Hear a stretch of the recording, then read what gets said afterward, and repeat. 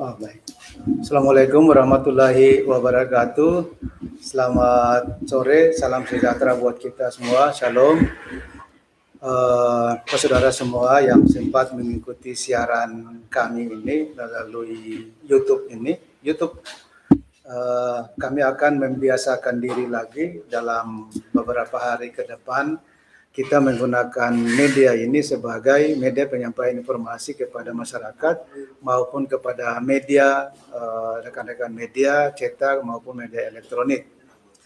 Hari ini kami dari gugus tugas provinsi akan menyampaikan laporan kepada kita semua perkembangan pada hari ini tanggal 8 April tahun 2020. Yang pertama, kita baru saja menyelesaikan kegiatan Fikon antara Gubernur Maluku bersama Forkopimda Provinsi Maluku, tokoh agama, kemudian dengan Forkopimda yang ada di kabupaten kota seluruh Maluku, serta dengan gugus tugasnya, dengan tokoh-tokoh agama semua. Dari hasil Fikon tersebut, kami semua mendapat laporan dari semua kabupaten kota mengenai kesiapsiagaan yang ada di kabupaten kota.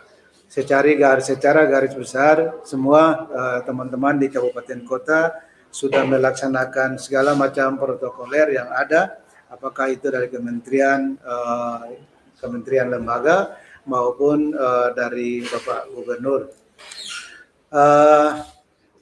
Tiga sektor utama yang menjadi pembahasan tadi antara lain menangani COVID ini adalah keselamatan dan kesehatan, kemudian ketahanan ekonomi, dan ketiga adalah pengaman sosial.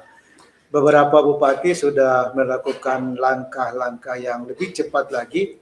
Misalnya di Kabupaten Aru sudah menyiapkan sembako bagi mereka-mereka yang kehilangan pekerjaan akibat COVID ini. Begitu juga beberapa bupati dan wali kota. Mereka tadi secara spesifik melaporkan kepada Pak Gubernur dan juga Kapolda dan Pak Pangdam dan Forkopimda yang lain. Kemudian yang berikut mengenai ketahanan ekonomi. Ketahanan ekonomi semua sudah melaporkan bahwa ketersediaan dan ketersediaan dan distribusi pangan tetap masih ada stok tersedia sampai 2 bulan ke depan, kecuali masalah gula pasir.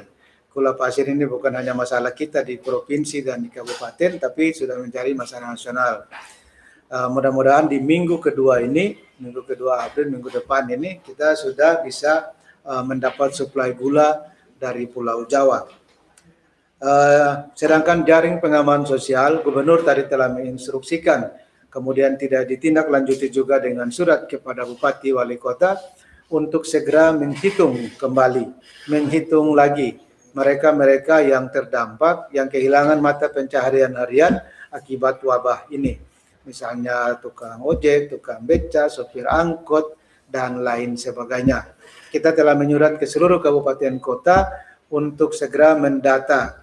Kita sama-sama akan melakukan sharing pembiayaan. Kami di provinsi ada 20%, kemudian teman-teman di kabupaten kota 80%. Kalau pendataan mulai hari ini dan beberapa hari lalu, maka kita punya target 1 minggu sebelum masuk ke bulan suci Ramadan, tahap pertama dari 3 tahap akan kita bagi.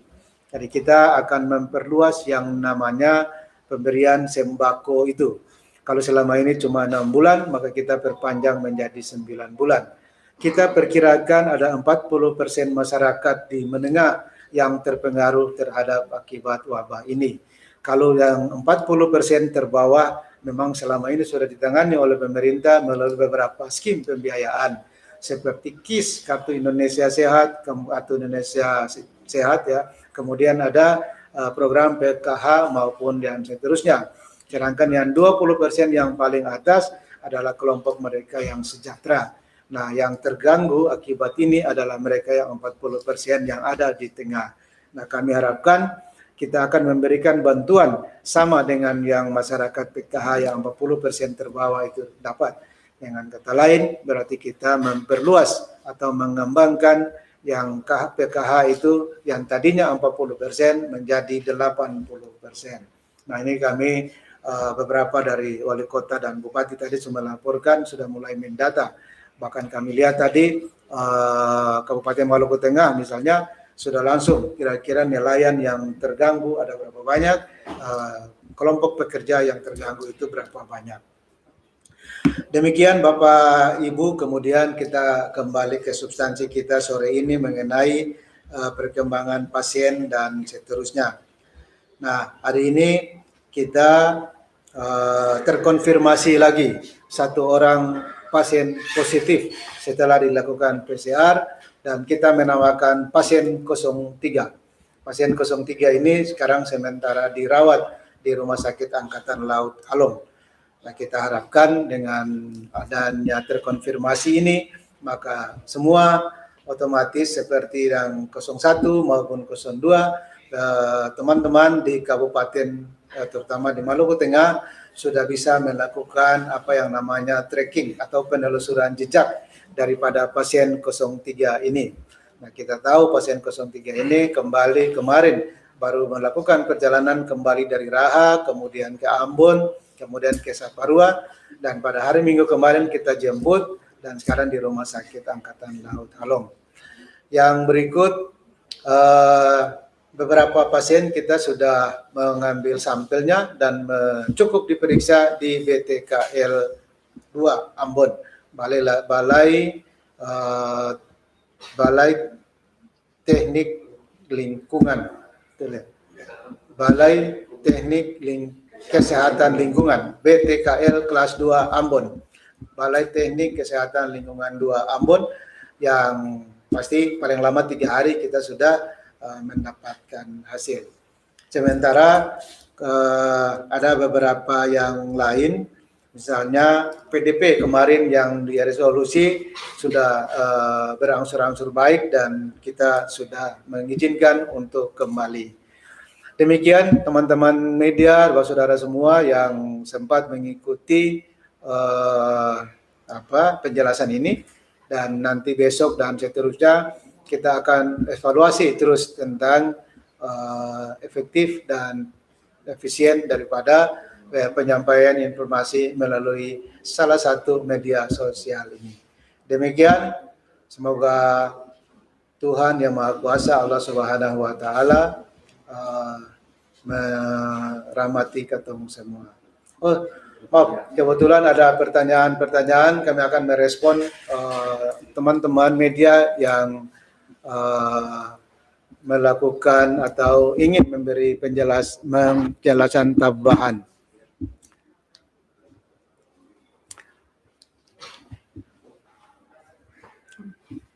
Yang pertama apa nih?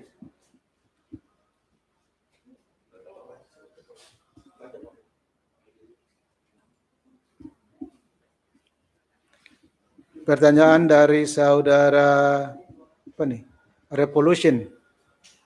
Info hasil PCR dari salah satu pasien COVID di Saparua positif. Betul, positif. Satu ya. Yang dua kita masih tunggu hasil, kita kirim ke Balai Teknik Kesehatan Lingkungan di Ambon, di Karangpanjang. Hari ini berapa sampel yang diperiksa dengan metode PCR? Ada hari ini sudah 3 yang kita kirim. Kemudian dari saudara Iwan, BTKL PP terkesan tertutup dan lempar tanggung jawab ke Dinas Kesehatan. Betul, kita sudah sepakat memberi informasi ini hanya satu pintu melalui gugus. Teman-teman di RSU dan rumah sakit lainnya, termasuk di BTKL, tidak akan menjelaskan secara detail, semua ada di gugus. Dari Kompas, APD bagi tenaga medis sampai hari ini dan kebutuhan sampai 2 minggu ke depan, kita sudah antisipasinya itu. Namun hasil Vikon kemarin dengan Bapak Mendagri, Badan BKPM, Badan Koordinasi Penanaman Modal Nasional, Pak Bahlil sudah menyatakan ada 32 perusahaan dalam negeri yang bisa memproduksi APD dan sudah mendapat persetujuan dari Kementerian Kesehatan. Bagian logistik kita sudah mulai berkoordinasi, 32 itu yang mana saja. Tadi dijanjikan oleh Pak Mendagri akan mengirimkan nama-nama perusahaan-perusahaan tersebut. Terus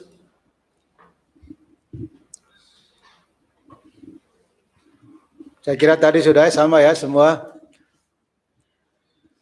Mengenai 15 orang polisi, kami kira tadi sudah beredar press release dari Humas Polda Maluku di Acu yang itu saja. Sampai sekarang kita belum dapat informasi lain selain daripada press release yang disampaikan oleh Humas Polda Maluku. 03 betul, ini salah satu dari Maluku Tengah yang kemarin.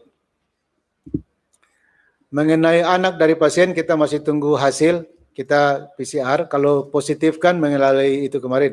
Kita lagi tunggu hasil PCR-nya. Mengenai lockdown, tadi kita sudah bahas, tidak ada satu bupati pun yang mengusulkan akan tutup. Hanya menyarankan untuk kita melakukan pengetatan di pintu masuk dan keluar. Dan semua teman-teman di kabupaten kota tadi sangat luar biasa, sudah menyiapkan secara swadaya, ada yang menamakan isolasi negeri, ada yang namanya isolasi terpusat dan seterusnya.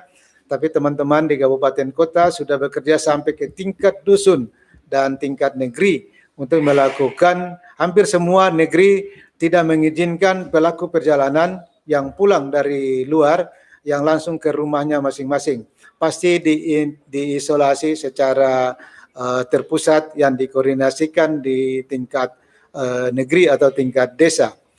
Bahkan di kota Ambon pun sudah siap.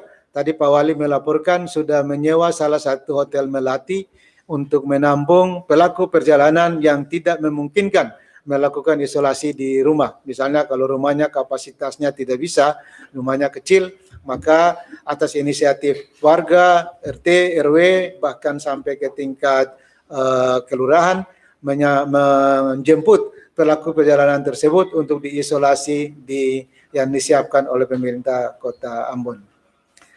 Tadi sudah dijelaskan ya, tetap di rumah sakit Angkatan Laut yang pasien 03 tetap dirawat di rumah sakit Angkatan Laut. Karena kita sudah sepakat di RSU kalau pasien yang memang betul-betul kritis, kebetulan pasien 03 ini klinis umumnya tidak sedang saja, jadi di Angkatan Laut.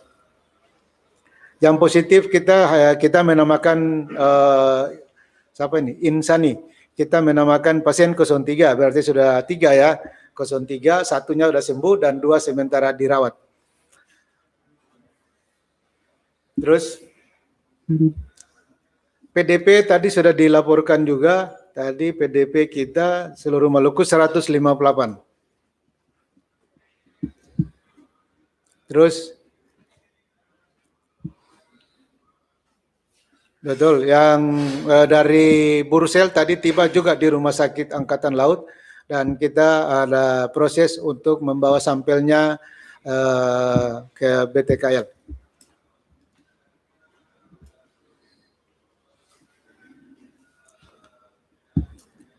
Terus kalau pelaku perjalanan yang ada data di kita mulai dari maklumat gubernur ya. Sebelum itu kita tidak mendata. Nanti lebih jelas tadi kalau data di teman-teman di gugus kabupaten semua lengkap tuh. Termasuk di Kota Ambon. Mereka semua punya data itu. Pasien 03 tadi itu kami sudah bilang jenis itu perempuan ya. Semua sama. Yang mengenai hotel itu ada kebijakan di pemerintah Kota Ambon, tadi juga kebijakan pemerintah Maluku Tenggara, isolasi terpusat di beberapa hotel.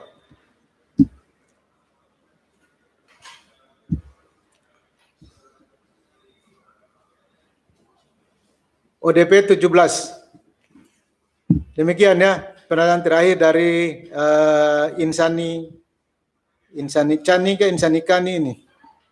ODP, PDP 150, ODP 17 ya. Demikian teman-teman media dan bersaudara semua, kita rilis hari ini dan mudah-mudahan besok dan seterusnya kita evaluasi. Kalau misalnya ini efektif, kita dengan ini.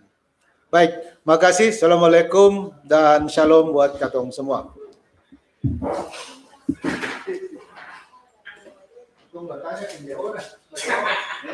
Ini